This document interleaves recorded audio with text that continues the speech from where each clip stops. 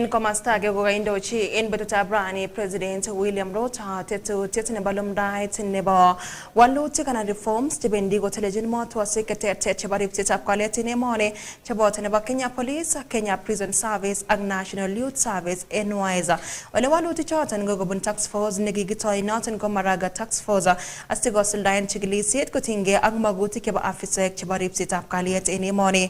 Kagi President William Rota, Colemit and Kamano, Titens the Kondas. Tugula where ulega namge una sigo solda waluti chutan en kelchine babiga imeta ulega gon koya miset ne bago where ulega getulda en waluti chutana asige wal motwet ne barip set up kaliet ago itimaguti kibakasari en nyumnyuminda.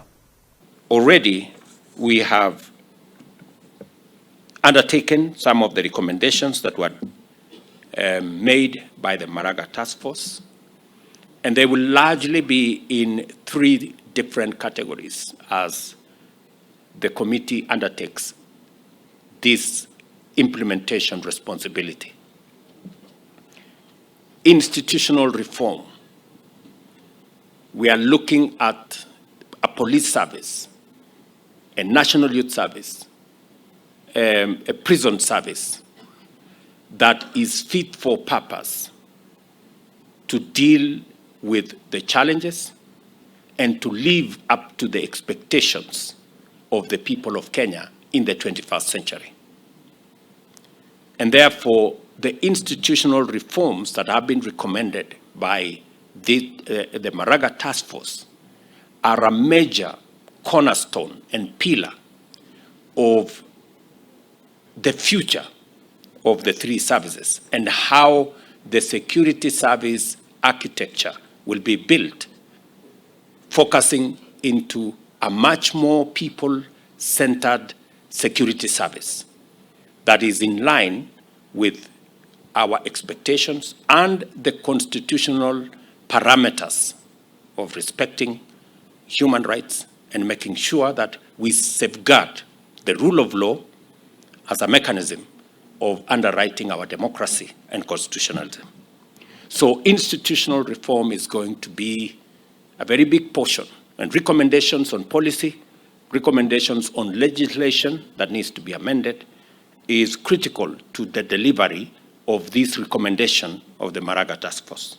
In Kasarant, President William Rota, Wendi Ministry, Nebalingut in Emoni, Kotiakta, Chipkondo, Chabagat, in Gasilda, in Bawaluti Chutala, Coreta Genge, Nabagetaro, Tetutikele, Agorat Liandit Nimne, in Queen Bamuato Seg, Tetete. It is also essential that the National Police Service, Kenya Prison Service, and National Youth Service complete the development of their respective modernization strategies and plans within the next 3 months. I know there was a suggestion that this be undertaken over the next 6 months. I think 3 months is sufficient so that we can begin to figure out how what was recommended by the Maraga Task Force can be brought into being. Accordingly, the National Treasury will make adequate provision for funding to implement these interventions.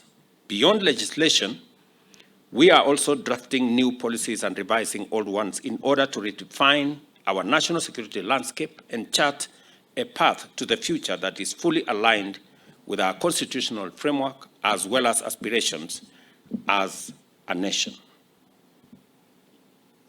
The Public Order Management Policy, Community Policing Policy, and the National Correctional Service Policy will not merely be the guide for our officers, but will be the strategies aimed at ushering in a new era of community engagement and community cooperation. These policies are designed to forge a strong partnership between our security services and the community by building trust and enhancing cooperation between the public and law enforcement officers and agencies. As we move forward with these reforms, I urge each one of you to fully come on board and join in mobilizing the people of Kenya to take part in this transformative. Kamiten ena igorata na minister in ministry not na bagiboy tinigana public service Justin Mutore olega magole agoyen nguni gogogi suldain ko itete na bata monwagik sago lang moten bagola ne ba waluti chotan chobota de set ne ba milik kwagigen kebe bertane taya agotingandan gigon report not ena kasata nenwach. The task force put forward 117 recommendations aimed at transforming these institutions and enhancing the welfare of the officers. The recommendations were categorized into 3 key areas, being 65 recommendations for immediate or administrative action, 25 recommendations that require changes in law or policy to facilitate their implementation, and 27 recommendations that require funding for their successful execution. I'm pleased to report that tremendous progress has been made in the implementation of these recommendations. That 4 policies have been developed that will guide the reform process, addressing various aspects such as training, welfare, working conditions, and operational effectiveness. These policies include a solid foundation for the continued transformation of the National Youth Service. Your Excellency, I am proud to announce that 95% of the implementation process is already underway, which is a significant achievement within the short period since the report was released. Among the most notable achievements is the implementation of Phase 1 of salary improvements for the National Service officers and all the others.